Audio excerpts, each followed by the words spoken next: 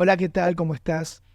Vamos a arrancar ahora con el cuarto vídeo de esta serie que estoy haciendo sobre cosmogénesis. Son vídeos como conceptuales para entender de alguna manera quiénes somos y por qué estamos acá.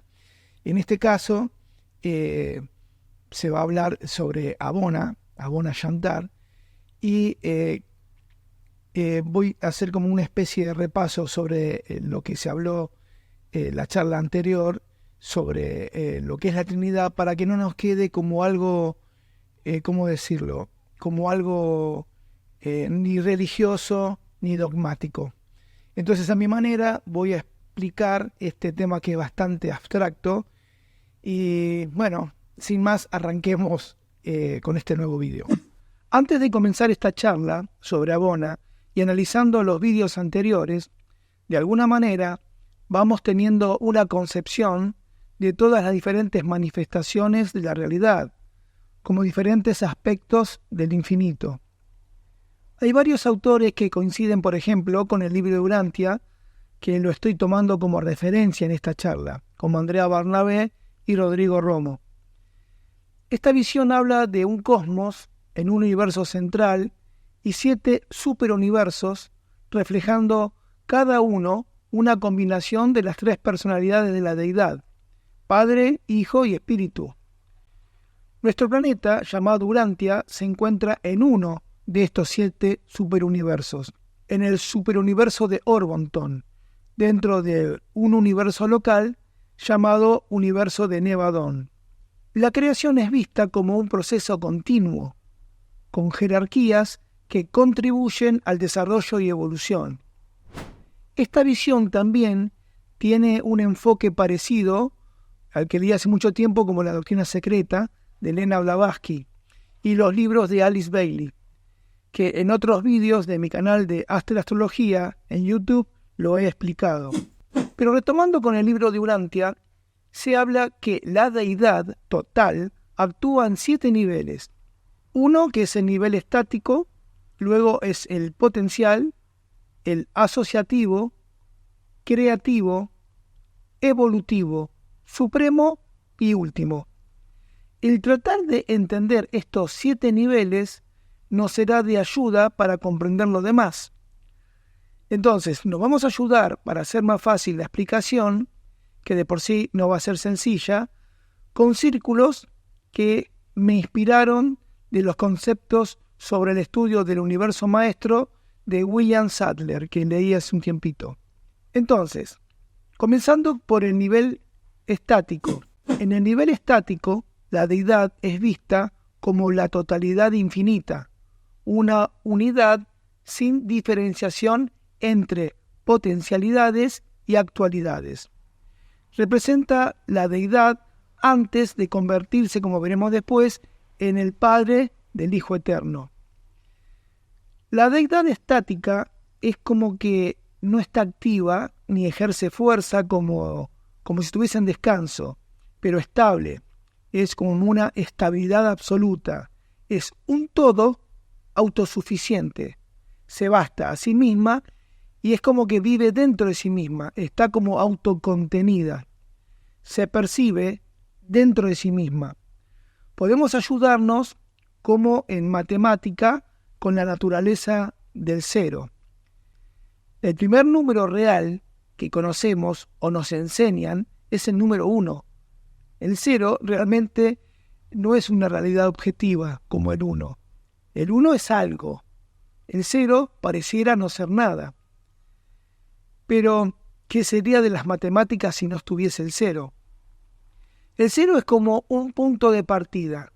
No mide nada, pero por ejemplo en una regla, en un transportador o en cualquier objeto de medición, se parte del 0, seguido por el 1 y los demás números. Entonces, para este ejemplo, tomemos como un concepto al 0 y como una realidad objetiva al 1. En el nivel potencial se considera la posibilidad de la existencia de todo lo que podría llegar a ser. Implica la deidad en movimiento hacia el futuro. Existe en posibilidad, no en actualidad, pero en estado latente. como si estuviese propuesto a hacer algo y entonces ese algo se convierte en una posibilidad. Podremos entenderlo ahora si ponemos otro círculo intentando como separarlo, como si le estuviésemos presionando en el centro y se procede como una separación. El círculo que tiene el punto, ahora que lo estamos marcando, lo llamaremos deidad. Y al círculo vacío y que nunca se movió de su estado original, lo llamaremos no deidad. Cuando, digamos, entre comillas, Dios se aleja de su círculo de no deidad, porque así lo decidió, cambia lo que se mueve. Dios ha como calificado, entre comillas, el círculo con el punto. Ya no es el original. Calificado es un término que se usa mucho en el libro de Urantia, por eso lo estoy nombrando. Y la definición de calificado se puede definir como algo competente, adecuado, que cumple las condiciones. Pero en un sentido más profundo, está ahora más limitado o modificado. Por eso usamos la palabra calificado. Lo que, entre comillas, Dios hace al círculo con el punto es modificarlo y limitarlo en contraste con el círculo que dejó atrás, que no está modificado ni calificado. Como todo esto está sucediendo en el nivel absoluto, llamaremos absoluto incalificado al círculo que dejó atrás y no está modificado, y absoluto calificado o absoluto de la deidad al círculo con el punto en el centro que ha sido modificado, que está cambiado. El tercer punto, que es el asociativo, este es el paso hacia la realidad objetiva, porque refleja la interacción y cooperación entre las dos personalidades divinas. Este acto asociativo apunta a los dos absolutos, el incalificado y el calificado, puesto que ambos proceden de la misma realidad original estática, están relacionados cuando el uno se convierte en dos. Como esta acción de acoplamiento es universal y estamos en el nivel absoluto, se le llama el absoluto universal. El absoluto universal enlaza con los otros dos como el eslabón intermedio en una cadena de 3 eslabones. Este acoplamiento de los 3 absolutos es una de las relaciones asociativas de la eternidad. El siguiente paso es considerar una nueva relación en la que entra el Padre Universal. Hasta ahora trazamos todos estos conceptos sobre aquello que llamamos Dios como si fuese un prepadre. Está presente, pero conceptualmente, como en forma tácita. Dios como persona absoluta es como que está prisionero en todas las limitaciones de justamente ser absoluto. ¿Por qué? Porque no hay nada fuera de él. Completa toda la deidad, el absoluto calificado de la deidad. No hay sitio fuera de él porque no hay nada que no fuese él. No hay sitio, es absoluto. No hay deidad fuera de él. Entonces, vamos a decirlo así para entender el concepto, se propone como crear algo de sitio, algo distinto. Para ello, lo hace separándose de toda la deidad. De la misma manera que se separó de toda la realidad cuando separó el absoluto calificado del absoluto incalificado. Entonces, ¿cómo hace esto? Separándose de la persona absoluta. Estoy tratando de hacer un análisis conceptual para entender esto desde otra perspectiva y no nos quedemos aceptando en forma dogmática lo que conocemos como la Trinidad. Entonces, cuando se separa de la persona absoluta, suceden 3 cosas. Al separarse de la persona absoluta, causa que este ser exista separadamente y aparte de él mismo. De esta forma se convierte en la causa y el origen de la persona absoluta. Si aquello, llamémosle Dios, es causa y origen de algo, y si ese algo es una persona, entonces Dios es el Padre de esa persona. Y entonces, si es el Padre de esa persona absoluta, entonces Dios puede ser el Padre de todas y cada una de las personas. Y de esta manera se convierte en el Padre universal. Y entonces, si se convierte en el Padre de la persona absoluta, esto hace que la persona absoluta, parece una paradoja, se convierta en el Hijo original. Y comúnmente cuando se habla del Hijo original, en estos textos de Urantia, se le nombra el Hijo eterno, porque todo está sucediendo en la eternidad. Este sería el comienzo de la asociación de las personas eternas de la deidad, aunque todavía debe completarse la aparición de la tercera persona de la deidad, lo que se conoce como el Espíritu Infinito. Entonces, lo que hace es unificar la realidad actual de la deidad, comenzando por él mismo y por el Hijo. Al unirse el Padre, Hijo, produce un tercer ser que siempre será la expresión perfecta, no de uno de ellos en forma separada, sino de ambos, que se conoce como el actor conjunto del Padre e Hijo. Es el origen de lo que podemos llamar del Dios en acción, lo que conocemos como el Espíritu Infinito. Toda esta unión provoca la Trinidad, que en realidad es indivisa, el punto cero y el comienzo de la realidad objetiva. Y cuando te decía que se proponía crear algo de sitio en todo este proceso, tenemos a Abona. Por eso se dice que Abona nunca fue creado. Entonces, tenemos deidades existenciales y una base, un sitio desde el cual pueden entrar en acción como una realidad actualizada. Pero todo esto está sucediendo en el no tiempo. La realidad absoluta no tiene espacio ni tiempo. Hablamos de intemporalidad. Todo sucede en el mismo instante, en un eterno presente. De hecho, es muy confuso para una mente en tercera dimensión que mide y relaciona con pasado, presente y futuro, entenderlo. Por eso se habla de pasar siempre de mente a conciencia.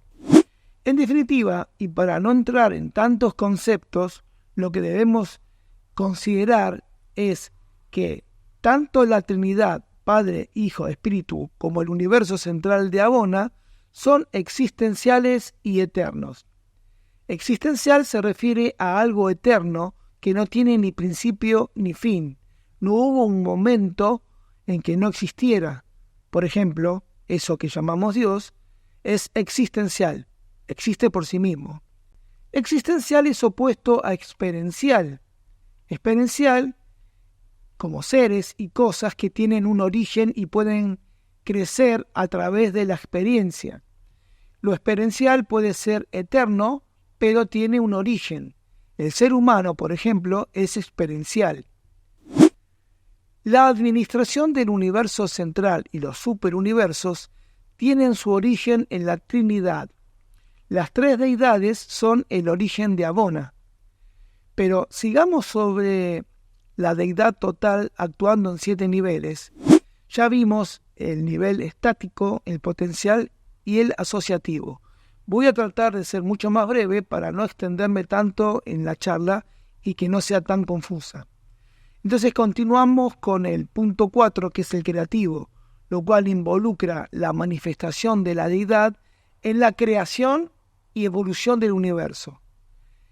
El quinto es el evolutivo, porque describe la deidad en proceso de desarrollo y perfección a través de la experiencia. El nivel evolutivo se refiere al desarrollo progresivo de la realidad, donde las criaturas y los universos evolucionan hacia niveles más altos de existencia.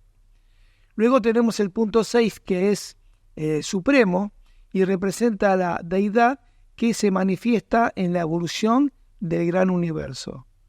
El nivel supremo es la culminación de todo desarrollo evolutivo, la síntesis de tiempo y espacio en la experiencia de la deidad.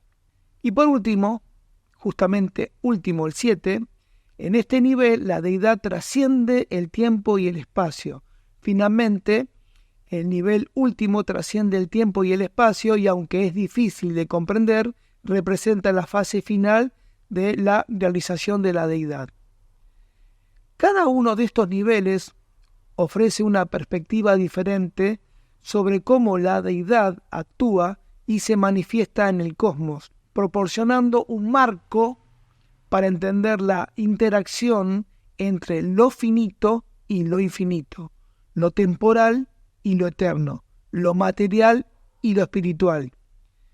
La deidad total abarca desde lo material hasta lo espiritual y lo absónito, y su función se extiende a lo largo de las eras del universo.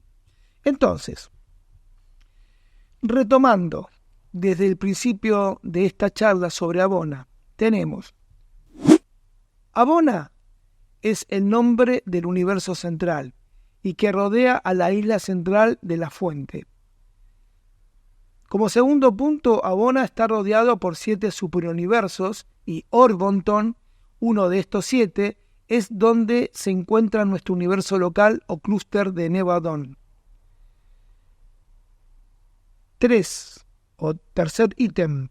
Cuando se habla del universo central más los 7 superuniversos, se emplea el término de gran universo. Y cuando se habla, como sería el último punto, cuando se involucra también a los 4 niveles del espacio exterior, todavía desorganizados y no habitados, se emplea el término de el universo maestro.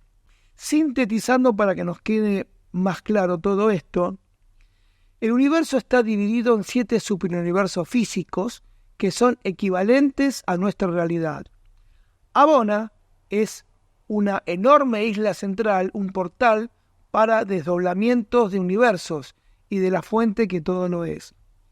Este portal es llamado Yantar, también se le dice Yamuna Yantar, y representa la conexión entre todas las líneas co-creacionales de las diferentes jerarquías que residen en Abona y en los demás superuniversos, jerarquías que veremos en las próximas charlas. Una manera de explicar, tipo esquemáticamente, sería que la fuente que todo lo es emanó el universo de perfección de Abona. Luego se creó, y ahora sí se crea, no se emana, se crea hacia abajo, otra forma de universos, que es el experimental y evolutivo, lo cual nos dice que no son perfectos desde lo creado. Por eso hablamos de evolutivo, experiencial y experimental. Abona es difícil entonces de clasificar en términos de niveles de realidad funcional, porque no es ni finito ni absónito, como vimos. Es, entre comillas, una creación que nunca fue creada. Es existencial y perfecto, y como es perfecto, no hay un plan de evolución. Se la describe como el núcleo perfecto y eterno del universo maestro, donde 1.000 millones de mundos perfectos giran alrededor en 7 circuitos concéntricos. Entonces, Abona está rodeado por los 7 superuniversos que sí son creados, son creaciones, los Big Bang, como hemos visto en otras charlas, y uno de estos 7, el séptimo, es el superuniverso de Orbonton. Cada uno de estos superuniversos está diseñado para abarcar 100.000 universos locales. Pero esto será motivo de otra charla. Este superuniverso de Orbonton es donde nuestro universo o clúster local de Nevadon es donde estamos nosotros. Veremos en los próximos vídeos cómo aparecen las diferentes órdenes y jerarquías creadoras, como por ejemplo la orden emanada Mi-Chang-Hel, donde Mika es un desdoblamiento y definió y co-creó como hijo paradisíaco el universo local donde estamos habitando y teniendo una experiencia en esta tercera dimensión.